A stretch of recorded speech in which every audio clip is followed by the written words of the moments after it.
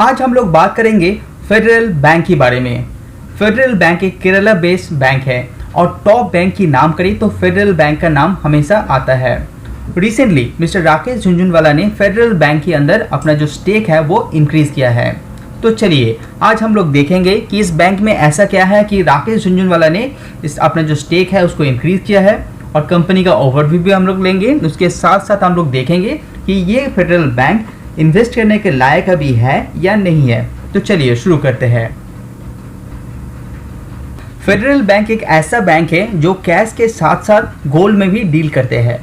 बात करें कंपनी का मार्केट कैप की, वो है करीब आपका 18,000 करोड़, जो एक मिड कैप कंपनी कहलाता है।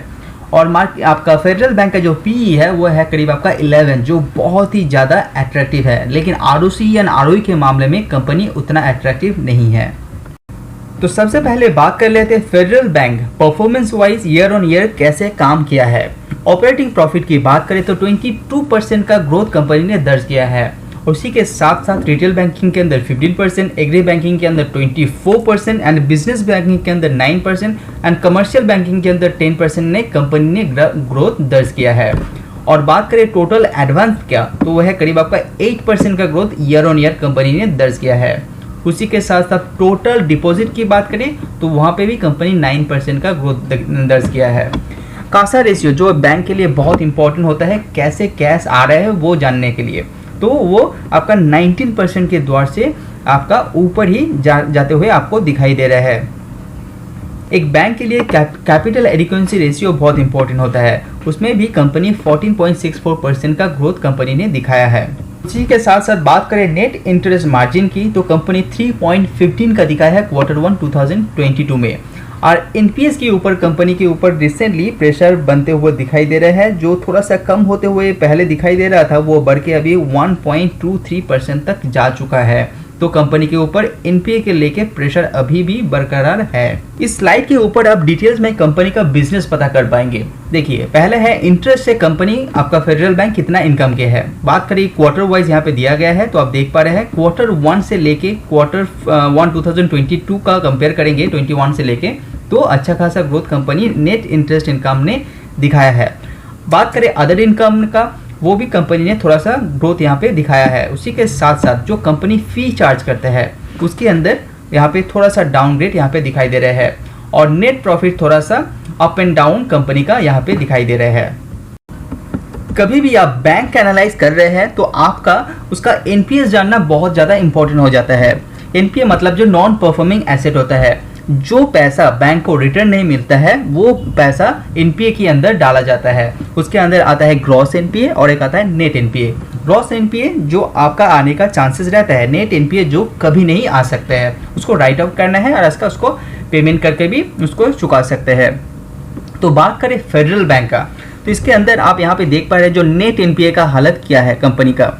आपका 2017 से लेके आपका 2022 तक यहाँ पर जो हालत है कंपनी का वो आप यहाँ पे देख पा रहे हैं। बात करें रिसेंट क्वार्टर का, तो 1593 करोड़ का कंपनी के ऊपर आपका नेट एनपीए का टोटल अमाउंट दिखाई दे रहा है। उसी के साथ साथ कितना परसेंटेज वाइज आप यहाँ पे देख पाएंगे। और उसके बाद आपका रिस्ट्रक्चर जो अकाउंट है वो भी आप यहाँ पे रिसेंटली जो प्रेशराइज हुआ है वो भी आप देख पाएंगे।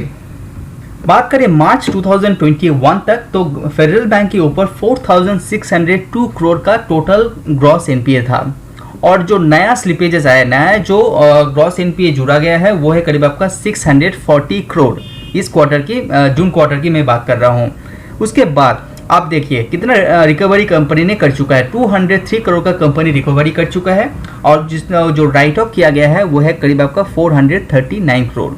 और जो ग्रॉस एनपीए बचता है वो है आपका 4649, जो थोड़ा सा ये quarter to quarter basis gross NPA के अंदर आपका ग्रोथ दिखाई दे रहा है।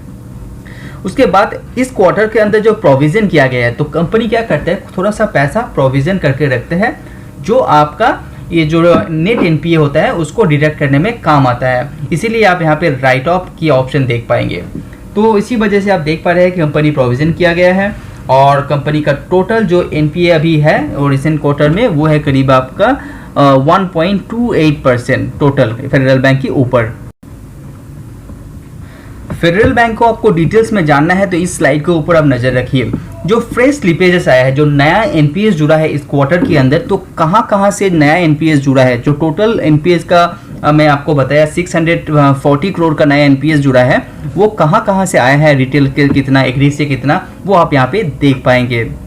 अभी आप अमाउंट के हिसाब से कंपनी का ग्रॉस एनपीए देखेंगे तो रिटेल के अंदर करीब 1284 करोड़ का एनपीएस टोटल अभी तक है। एग्री के अंदर कितना है, यहाँ पे आप कॉर्पोरेट के अंदर कितना है, आप यहाँ पे डिटेल्स देख पाएंगे। तो टोटल मिला के हो गया होता है आपका 4649 और नेट एनपीए की टोटल जो अमाउंट होता है वो है करीब आपका 1593 Q1 2022।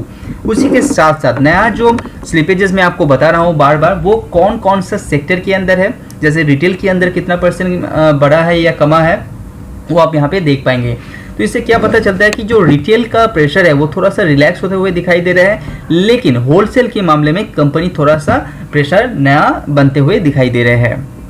इस स्लाइड के ऊपर आप देख पा रहे हैं कि फेडरल बैंक का जो एडवांसेस है कौन कौन सा सेक्टर के अंदर कितना परसेंट के दौर से ग्रो कर रहे हैं। जैसे बात करें रिटेल के अंदर तो 15% का ग्रोथ, एग्री के अंदर 24% एंड बीयूबी के अंदर आपका 9% की ग्रोथ। उस हिसाब से आप डिपॉजिट के ऊपर भी कितना परसेंट की ग्रोथ यहाँ पे देख पा रहे हैं, एनआरई डिपॉजिट के अंदर कितना, रिटेल डिपॉजिट के अंदर, तो हर जगह आपको ग्रोथ ज़्यादातर दिखाई दे रहा है।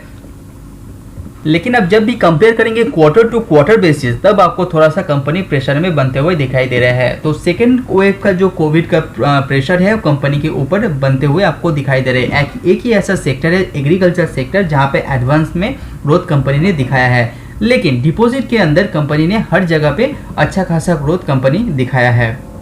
फेडरल बैंक आप लोन बुक के ऊपर नजर रखेंगे तो आपका 54% जो लोन इसने डिस्ट्रीब्यूट किया है वो रिटेल के अंदर किया गया है और 46% होलसेल कैटेगरी के अंदर इसने लोन को बांटा है। ज्यादातर माना जाता है कि जो रिटेल लोन होता है वो प्रेशर में कम आता है compare to wholesale loan.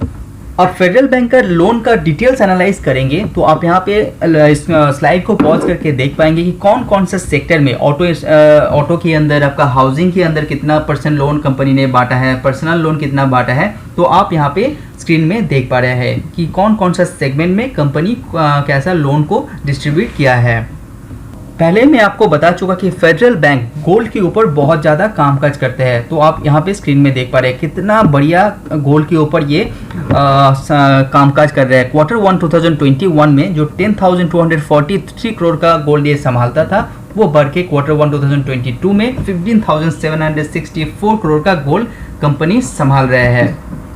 Federal bank का जो ब्रांचेस है वो कुछ क्वार्टर के अंदर कंपनी ने इंक्रीज नहीं किया गया है। इसका टोटल ब्रांचेस का है 1272 और एटीएम की बात करें वहां पे थोड़ा सा अप एंड डाउन दिखाई दे रहा है, जो है 1953 Q1 2022 के हिसाब से। इस स्लाइड के ऊपर आप देख पा रहे हैं 10 ऐसा सेक्टर जहां पे फेडरल बैंक एक्सपोजर कितना परसेंट दिया गया है टोटल एडवांस की मामले में।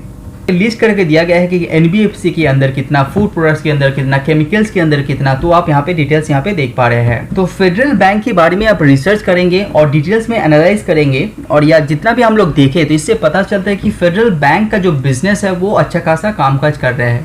रेवेन्यू के मामले में भी कंपनी अच्छा खासा ग्रोथ दिखा चुका है, उसी के साथ साथ नेट प्रॉफिट के मामले में कंपनी ग्रोथ दिखा चुके हैं। तो कंपनी के ऊपर प्रेशर जो दिखाई दे रहा है वो एनपीएस के ऊपर थोड़ा सा कंपनी अभी भी प्रेशर में है, वो एक बड़ा प्रॉब्लम है कंपनी के ऊपर। बात करें वैल्यूएशन का, कंपनी का वैल्यूएशन बहुत ही ज़्यादा अट्रैक्टिव है। जैसे एनपीए के कारण कंपनी, आपका रिटेल इन्वेस्टर घबरा जाता है कि इसमें एंट्री करने के लिए। उसी के साथ साथ एनपीए एक बड़ा कारण होता है, कोई भी बैंक लेने से पहले वो आपको देखना चाहिए। तो आप यहाँ पे जैसे देख पा रहे हैं कि बैंकिंग के ऊपर जो ग्रॉस एनपीए फेडरल बैंक के ऊपर आप देख पा रहे हैं वो अच्छा खासा बड़ा है। उसी के साथ साथ नेट एनपीए भी अभी भी अच्छा खासा यहाँ पे है। तो इसके चलते कंपनी प्रेशर में है। इसी के चलते कंपनी का शेयर में भी थोड़ा सा लॉन्ग टर्म के हिसाब से प्रेशर में दिखाई दे रहा है। तो कभी भी कंपनी तो आप अपना खुद रिसर्च कीजिए, उसके बाद ही डिसीजन लीजिए कि आप इसमें निवेश करेंगे या नहीं करेंगे। लेकिन एज अ वैल्यूएशन ये बहुत अट्रैक्टिव है, एज अ बैंक ये अट्रैक्टिव है। एनपीएस बहुत बड़ा प्रॉब्लम है। तो चलिए वीडियो में बनाने के धन्यवाद। सी यू ऑन नेक्स्ट वीडियो। अगर आपको मेरा वीडियो पसंद आ रहा है तो लाइक एंड सब्सक्राइब कीजिए।